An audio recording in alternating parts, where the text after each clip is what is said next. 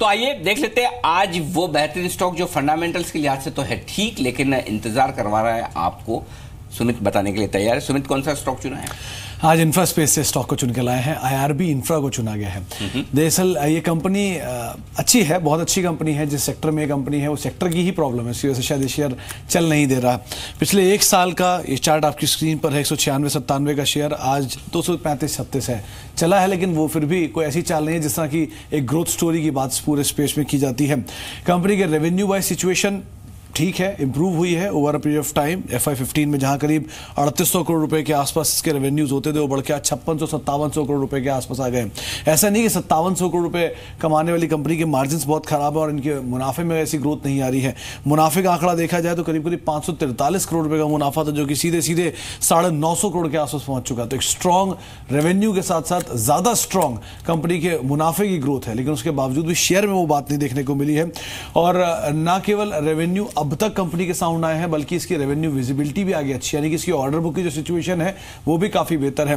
900-950 करोड़ रुपए के आसपास ही कंपनी के मुनाफे हैं, 5-5.5 करोड़ रुपए के आसपास के रेवेन्यूज और 15,000 करोड़ रुपए की ऑर्डर बुक है। ये साफ कर देती है कि अगले 3 साल के लिए कंपनी की रेवेन्यू विजिबिलिटी साफ है। 5,000 करोड़ रुपए का रेवेन्यू सालाना आता है और 15,000 करोड़ रुपए के आसपास कंपनी के ऑर्डर बुक है। तो एक स्ट्रॉन्ग ऑर्डर बुक है, जो कि थोड़ा डिप जरूर लिया था और शायद यही वजह है इसकी वजह से वो शेयर नहीं चला होगा, लेकिन अब वापस रिज्यूम होते हुए और एक स्ट्रॉन्ग ऑर्डर बुक की तरफ कंपनी जाते हुए। वैल्यूएशन वाइज पहले महंगा था, लेकिन हालिया जो एक करेक्शन कंपनी के नंबर्स के आसपास आई थी, उसके बाद थोड़ी साउंड सिचुएशन में आ चुका है। 9 के मल्टीपल पे शेयर है, 26 रुपए की EPS है।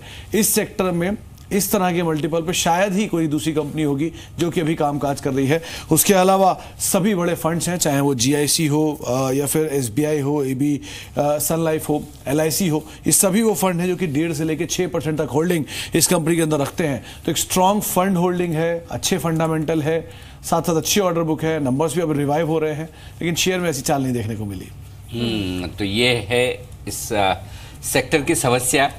तो सेक्टर की समस्या, स्टॉक की भी समस्या है। तो ट्रिगर क्या होगा इस स्टॉक के चलने का? क्योंकि सुमित, काफी लोग ये कहते हैं कि साल जो सरकार का आखिरी साल होता है उसमें वो इंफ्रास्ट्रक्चर पर बड़ा पैसा खर्च करती है, तो क्या वो ट्रिगर हो सकता है या कुछ कंपनी स्पेसिफिक ट्रिगर भी है? देखिए, पहला ट्रिगर तो यही होगा कि गवर्नमेंट की अभी एक क्रूशियल मीटिंग है जो अपकमिंग है इंफ्रास्ट्रक्चर के डेवलपमेंट को लेकर, रोड के डेवलपमेंट को लेकर। अगर वहां से कुछ आउटकम आता है तो वो कंपनी के लिए पॉजिटिव रहेगा।